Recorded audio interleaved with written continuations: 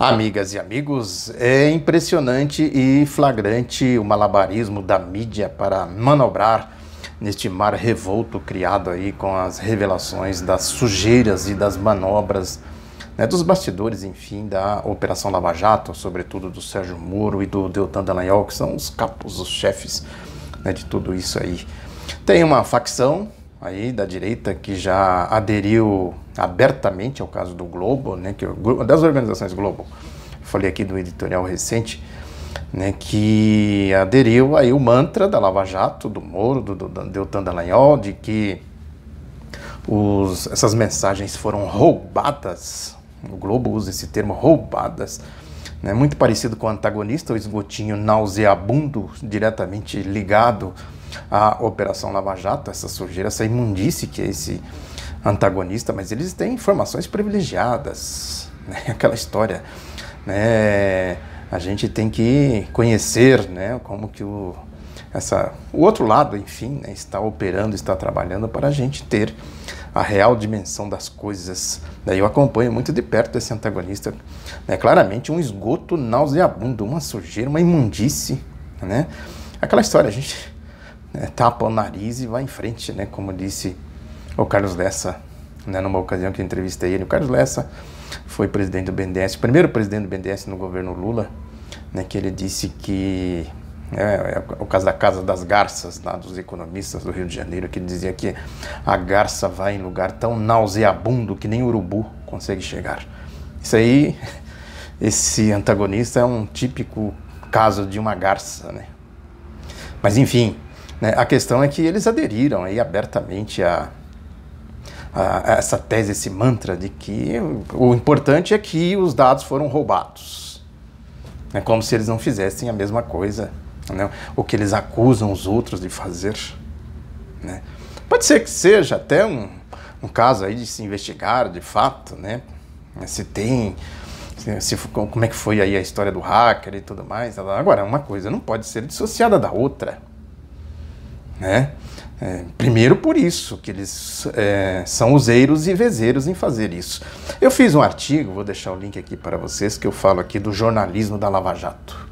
O jornalismo e o jornalismo de armazém da Lava Jato. A palavra armazém eu usei porque tem uma frase famosa aí do Milton Fernandes, que ele dizia que jornalismo tem que ser oposição, o resto é armazém de secos e molhados. A história, né? Oposição de quem, para quem, né? A frase não pode ser tomada assim no vazio, né? E, portanto, a gente vê claramente que esse é o jornalismo chapa branca, o jornalismo da Operação Lava Jato, né? Agora, tem a outra facção que entra a história, né? É de uma artificialidade muito grande a tentativa que eles procuram fazer, né, no sentido de defender a lógica da Lava Jato, a ideologia da Lava Jato, mas não defender a Lava Jato. É o caso do jornal O Estado de São Paulo. A Folha, aquela história, fica passando meio ao largo e tal. A Folha tem características, são todos da mesma panela. Eu explico isso muito bem aqui neste artigo, que eu vou deixar o link aqui para vocês darem uma olhadinha. Mas eu escrevi o artigo ontem, à tarde, e eis que sai o jornal O Estado de São Paulo com editorial, né, corroborando exatamente o que eu escrevi neste artigo, que o título do editorial do Estadão é Desinteligência Generalizada. Aí diz que o jornalismo que se deixa submeter à balbúrdia, né, irracional das redes sociais não cumpre sua função, que é de dar aos cidadãos condições de refletir. É importante dizer que o Estado de São Paulo diverge da forma da Lava Jato, não é de hoje que eu falo isso aqui, da forma, né? E eles tentam usar um argumento que não se sustenta de jeito nenhum, porque eles são parte de tudo isso. Agora, para se diferenciar aí do que eles chamam de extremismo, né? Diz aqui o que é. Não são apenas os devotos das seitas extremistas à esquerda e à direita que limitam sua visão de mundo às mentiras, distorções e meias-verdades cínicas que leem nas redes sociais. A histeria irresponsável parece ter capturado também aqueles dos quais se esperam equilíbrio e sobriedade na formação de opinião pública. Está falando do Globo aqui. É claro que é do Globo. Aí eles usam a esquerda e tal, né? Mas a esquerda para eles é o demiurgo de Garanhuns, o Lula, né? É o lulopetismo, essas coisas todas aí, né? Que eu falo sempre aqui. A democracia é deles, no âmbito deles, tudo é deles. Ali é democrático, fora dali não é democrático. É o escravista, a ideologia escravista. Está no artigo, eu explico isso, o Estadão. Né? A história da revolução, dita revolução constitucionalista de 32 contra a revolução de 30 do Getúlio Vargas, os saltos civilizatórios, etc, etc. Né? Não dá para estender aqui, está no artigo isso. Aí prossegue aqui ainda dizendo, falando que a briga deles é com os extremistas, a extrema-direita, o Globo, enfim. Bolsonaro, Lava Jato, essas coisas todas aí, do ponto de vista político. O Estadão acha que tem que ter a política deles que seja a política da direita, né? A ideia liberal, né? Não deixa de ter também conotação autoritária. E o resto tem que ser banido, nada esquerda, essas coisas. Né? Povo, trabalhador, organização social, a democracia, na verdade. Para eles, isso não. Porque a história, né? A democracia leva o povo ao poder. Leva ao socialismo. Olha aí. Leva. Esse é o grande problema, o grande dilema deles, né? Enfim. Eu já tratei disso em outras ocasiões aqui. Aí prossegue ainda que o que tem acontecido, porém, é que os fatos se tornaram quase irreconhecíveis ante as certezas ideológicas alimentadas pela acachapante onipresença das redes sociais na vida de quase todos os brasileiros. Num cenário desses, todo aquele que ousar questionar as convicções cristalizadas de parte a parte, mesmo munido de fatos incontestáveis e de argumentos racionais, ou até por causa disso, será tratado como um ser exótico, uma espécie de rebelde deslocado do mundo dos que orgulhosamente se julgam do lado certo. Isso é exatamente. Como eles não estão considerando a esquerda, a polêmica deles é com a extrema-direita, né, o diagnóstico é corretíssimo. Agora serve para o Estadão também, o Demiurgo de Garanhuns, o lulopetismo, essas coisas todas. Aí diz aqui ainda, baseando-se mais em palpite do que em elementos concretos, muitos atribuem, por exemplo, a surpreendente eleição do presidente Jair Bolsonaro ao seu domínio dessas redes, dessas redes, nas quais teria construído uma candidatura muito antes de a campanha começar. Também se acreditam as redes sociais, as mobilizações contra o governo da presidente Dilma Rousseff, que acabaram resultando em seu impeachment. Nem uma coisa nem outra. Tanto o impeachment, o golpe do impeachment, quanto a eleição do Bolsonaro é resultado de um processo político, vem da farsa do mensalão, vem da ditadura militar, vem do projeto neoliberal, né? Vem da história, vem do escravismo, do clube privado. E as redes sociais foram instrumentos disso, tão somente. É isso, né? O Estadão foge do debate ideológico como o diabo da água benta, como o diabo da missa. Assim como todos eles, né? É isso aí, né? O clube privado, é o clube deles, o Brasil é deles, a democracia é deles, a imprensa é deles, a mídia é deles, tudo é deles. E o povo é o quê? Escravo. E a esquerda fala, não, nós temos que abrir esse clube e entrar nesse clube. O que fizeram os governos Lula e Dilma? Essa que é a questão. Aí diz ainda o Estadão, ao contrário, o debate nacional naturalmente descamba para o terreno da ficção, quando não para o da mais vulgar briga de rua, na qual tem razão aquele que termina a refrega em pé. Olha aí. Tem um ditado, e Maurício Grabois, esse, né, aqui, ó, o livro lá no fundo, né, que ele sempre falava isso, né, que até relógio parado está certo uma vez por dia. O Estadão está certo aqui. Né, agora, é isso, né, certo... evidentemente, na lógica aí do que eu estou analisando, do clube deles, né, entre eles lá e tal. Né? Quem ficou de pé na briga de rua? A marcha dos golpistas, dos cachorros loucos. Eles ficaram de pé na briga de rua, a marcha aí que eles deflagraram, enfim, do golpe, da fraude, da Lava Jato, né, da ocultação de Caixa 2, da corrupção, etc, etc, etc. Aí prosseguem o jornalismo que se deixa submeter à balbúrdia irracional das redes sociais, não cumpre sua função, que é de dar aos cidadãos condições de refletir de maneira efetiva sobre o mundo que os cerca e sobre os problemas que os afetam. Ao contrário, os formadores de opinião tomam como legítima e digna de consideração a gritaria dos fanáticos, conferindo-lhe ares de autenticidade, estimula a consolidação do facciosismo, que, no limite, inviabiliza os consensos sem os quais a democracia simplesmente não se realiza. É isso aí, consenso entre eles, né? Porque a forma como eles tratam o Estado Democrático de Direito, o Lula, a Dilma, os partidos de esquerda, as organizações sociais e tal. Né, uma demonstração cabal de que o Estadão está sendo hipócrita e mentiroso, está defendendo, né, aqui que ele fala os consensos, a democracia e tal, com Lula preso, com o golpe do impeachment da Dilma, com a perseguição ideológica, a guerra midiática que eles movem contra a esquerda. Essa aqui é a questão. Tem um caso aí concreto, a Folha de São Paulo mesmo dá uma notinha aí.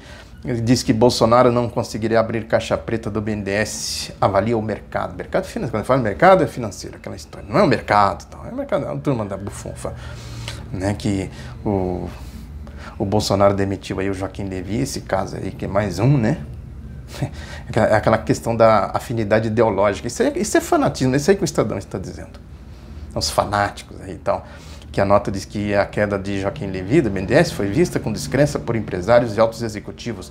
A expectativa é que outro liberal virá. É a história, né? Que o Joaquim Levy assumiu o BNDES com aquela... O Joaquim Levy é da escola de Chicago, do Paulo Guedes, são os Chicago Boys, né? Então, vamos aqui tocar a nossa agenda, vamos privatizar, vamos... pegar o Carlos Lessa falou muito nessa entrevista que eu mencionei aqui, nessa questão do BNDES, que o mercado financeiro sempre esteve de olho grande nos recursos do BNDES. Eles acabaram com a TJLP, que é a taxa de juros de longo prazo, mais reduzida. A ideia é do Getúlio, ao criar o BNDES, né, de fomentar a economia. Agora seria um momento importante para o BNDES entrar em ação com a crise aí, que não dá sinais de arrefecimento, de agravamento, etc, etc. Né? E aí a Folha diz aqui, mas seja quem for o substituto, Bolsonaro dificilmente terá acesso na abertura da tal caixa preta do banco, promessa de campanha que Levy deixou de entregar, né? Que aí diz aqui mais na frente que após a saída de Luciano Coutinho, presidente do BNDES, que foi o último presidente aí do ciclo Lula-Dilma, que é do PSB, aliás, o Luciano Coutinho, né? Conheço ele, já tive a oportunidade de entrevistá-lo. E aí diz que depois do Luciano Coutinho chegaram sucessores, né? Maria Silvia Bastos Marques, Paulo Rabelo de Castro, Diogo Oliveira e o próprio Levy saíram sem entregar nenhuma caça às bruxas. Para um alto executivo do setor financeiro, embora o governo queira aproveitar o BNDES politicamente para trazer à tona empréstimos a empresas e governos estrangeiros amigos do PT, Levy ou outro profissional sério que vier não se arriscará a usar informações politicamente. Entre funcionários do banco que se ofendem com a teoria da caixa preta, a avaliação é semelhante. Qualquer pessoa que tenha um nome a zelar e seja responsável vai enfrentar o mesmo problema que o Levy, diz Arthur Koblitz, da Associação dos Funcionários do BNDES e tal, né? A razão, tem aqui um trecho que diz que a razão é simplesmente porque não existe caixa preta. É óbvio que não existe caixa preta. Caixa preta existia na Petrobras. O Itamar Franco falava muito de caixa preta quando ele assumiu o governo após o impeachment do Collor. Porque os neoliberais já estavam formando uma caixa preta dentro da Petrobras, que depois consolidaram na gestão do Fernando Henrique Cardoso, que deu o Caixa 2, essa história que a Lava Jato varreu tudo para debaixo do tapete. E o Itamar falava de caixa preta. Agora no BNDES, caixa preta do quê? Está tudo aberto, tudo às claras, né? Como as coisas são feitas e tudo mais. É que não tem, a questão é política ideológica, extremismo, né? Um detalhe importante é que a Folha não se dignou a ouvir ninguém, né? Lá o Luciano Coutinho, o Guido Mantega. Como é que é? Tem ou não tem caixa preta? O que vocês têm a dizer? Olha aí, o que é a ditadura? No artigo eu falo isso. Ainda no caso do Estadão, tem essa Vera Magalhães, que é uma espécie aí de... Nas redações se chama de dandy, né? Que ela é uma espécie de uma porta-voz, né? Do grupo. E ela escreveu uma coluna... Né, que o Estadão tem uma posição crítica ao Sérgio Moro, que ela diz aqui que a irracional fulanização de todos os assuntos nacionais turva a capacidade de análise e tal, né, e vai falando que o fenômeno é amplo, vem se agravando desde 2013, se repete no caso que completa uma semana hoje do vazamento de conversas entre o juiz Sérgio Moro e os procuradores da Lava Jato e tal.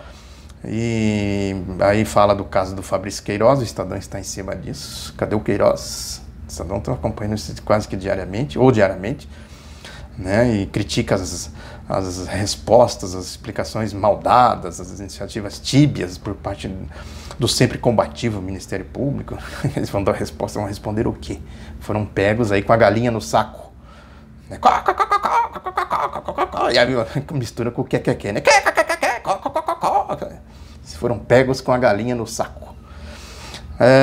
Aí ela vai prosseguindo e tal, aí diz que desfulanizar é essencial para todos que querem fazer uma análise concreta. É a história do jornalismo, da teoria do que seria se fosse. E se fosse o caso do Bolsonaro, do filho do Bolsonaro aí, né, essa história, é isso que ela quer dizer aqui. Quer dizer, não, ela diz claramente, né? Qual seria a reação do presidente Jair Bolsonaro neste caso, né, se o caso envolvesse aí Fabrício Queiroz, Flávio Bolsonaro e tal, né? Aí ela vai dizendo que não é nenhum nem outro, né? Quer dizer, a justiça tem que ser imparcial, aquela história toda, né? É isso.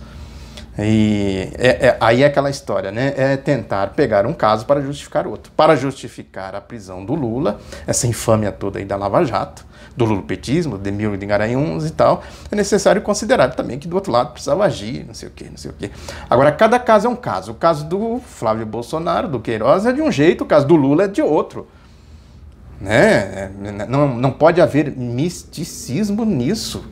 É a realidade concreta. Cada caso concreto tem que ser analisado concretamente. Senão vira mistificação, mentira, manipulação, é o que ela tenta fazer aqui. E ela termina exatamente com esse dizer, né? E que Moro, ainda tateando no ecossistema da política, entenda que a cada movimento seu no tabuleiro de xadrez virá outro do adversário, pois ele não é mais juiz onipotente, e sim um agente num ambiente em que se chocam múltiplos interesses intercambiáveis, difíceis de mapear, e que podem mudar ao sabor de uma revelação a mais, inclusive o apoio do chefe pai Bolsonaro. Ela trata assim, né, que isso é natural. O Moro está na política, né? Tem quem é de um lado, tem quem é do outro. O fato é concreto, tem corrupção, tem a vida pregressa do Sérgio Moro, que eu falei aqui do artigo que eu escrevi. Tem tudo isso, precisa ser considerado. Considerado a ficha, a folha do Lula. De outros mais, perseguidos pela Lava Jato, a folha da Lava Jato. Né? A capivara, como se dizem no jargão policial. E ela conclui dizendo o seguinte, que é cedo demais para traçar prognósticos definitivos. Isso é de um brilhantismo. Mãe de Ná, Pitoniza, Nostradamus, né? Prognósticos definitivos. Eu sempre lembro aqui do Ataliba, um jogador que jogou no Juventus de São Paulo, da Boca, depois jogou no Corinthians, que antes de um jogo o repórter perguntou para ele: "Ô Ataliba, pode fazer aí um prognóstico do jogo?" Ele disse: não, prognóstico eu só faço depois da partida. Ele está querendo dar uma Ataliba aqui, ó. Jornalismo atalibaniano. Diz que nesse caso em que conteúdo e forma das revelações ainda não estão esclarecidos. Conteúdo e forma, o hacker e o conteúdo e tal. Conteúdo e forma já estão sim esclarecidos. Manobra diversionista. Mais cedo ainda para se tomar lados. É o tal negócio, né? Que lado você está? Da verdade, da manipulação, da mentira, como é que é? Do lado do Lula, da Lava Jato e tal. Né? A ideologia, você tem que ter um lado. Eles têm um lado, claro, já tomaram o lado faz tempo. Não é de agora, um artigo que vem lá, enfim, do século XIX. E aí eu quero citar aqui algumas coisas do antagonista importante. Eu sempre digo aqui, eu estudei minuciosamente Minha Luta do Hitler para entender a ideologia, né? Muito parecido com isso aqui. Algumas manchetes aqui do antagonista. No esgotinho nauseabundo, tem uma que diz aqui: as mensagens roubadas, a Lava Jato, mostram só isso. Sérgio Moro não favoreceu a organização criminosa. Qual organização criminosa? Quem é da organização criminosa? Aí pega um caso do Gabeira, que é colunista do Globo, do jornal Globo, né? Fernando Gabeira diz: a proximidade entre juízes e procuradores acontece muito no cotidiano do combate ao crime comum. Um juiz teme muito mais favorecer pela inércia uma organização criminosa do que a promotoria. Qual é a organização criminosa? Quem vende palestras, quem vai para os Estados Unidos, quem vende livros, quem forja provas, quem cria conluios Inclusive no TRF4, é importante lembrar isso, o Gebran Neto, sempre falei aqui, com o pai do Sérgio Moro, que a defesa do Lula fez um requerimento para eles esclarecerem a proximidade deles, até hoje não responderam, tal. Essa promiscuidade toda aqui, que existe, né, o espectro da Operação Lava Jato junto com o Grupo Globo. A organização criminosa, se há, não sabemos onde ela está. A Lava Jato corre o risco de ser demolida com a soltura de Lula e de seus comparsas. Outra manchete aqui, olha aí. Né, bem Globo, bem, né, nauseabundo, esgotinho nauseabundo. Jair Bolsonaro pode tentar impedir esse golpe, indicando para a PGR um procurador próximo da turma de Curitiba, né, citando aqui uma reportagem da revista deles, que é a revista Cruzoé. Olha aí. É só pôr um membro na linguagem deles, da organização criminosa, que está tudo resolvido. Olha, porta-voz de lá. De Carlos Fernando Santos Lima, Deltan Dallagnol, Robertson Possolon, Castor não sei do que, e blá blá blá. Aí ela cita aqui uma procuradora regional da República, aposentada, que comentou no jornal Folha de São Paulo: nos meus 20 anos no Ministério Público Federal, sempre falei com o juiz, pois ele é o primeiro que deveria convencer para a causa que propunha, seja civil ou criminal. Muitas conversas foram bem duras, mas tinha que obter o resultado buscando na ação. Chega de hipocrisia e inveja do talento alheio. Olha o linguajar rebaixado, né? Bem cachorro louco. Né? Assim que, ó. Qual é a relação do Dallagnol com o Moro, com os outros, com o antagonista, com o Globo, né? Como foi criada a Lava Jato, a vida pregressa do... E essa senhora aqui, ela é procuradora regional da República, aposentada e tal. Proselitismo, propaganda ideológica, guerra midiática, é isso. E aí, finalizando, aqui a última citação do antagonista, eles põem lá: pergunta a Glenn Greenwald, do Intercept: publicar mensagens obtidas de forma ilegal, como as de Moro, não compromete o jornalismo? Não sei, uma boa pergunta. Eu tento responder isso no meu artigo aqui. Agora, fazer o que o antagonista faz, que o Grupo Globo faz, que o Estadão faz, que a Folha faz, como é que eles perguntam aqui, não compromete o jornalismo? Claro que compromete. Claro que compromete. Compromete a democracia, compromete a civilização, compromete a ética. Muito obrigado pela atenção, divulgue o Outro Lado da Notícia, um abraço e até a próxima.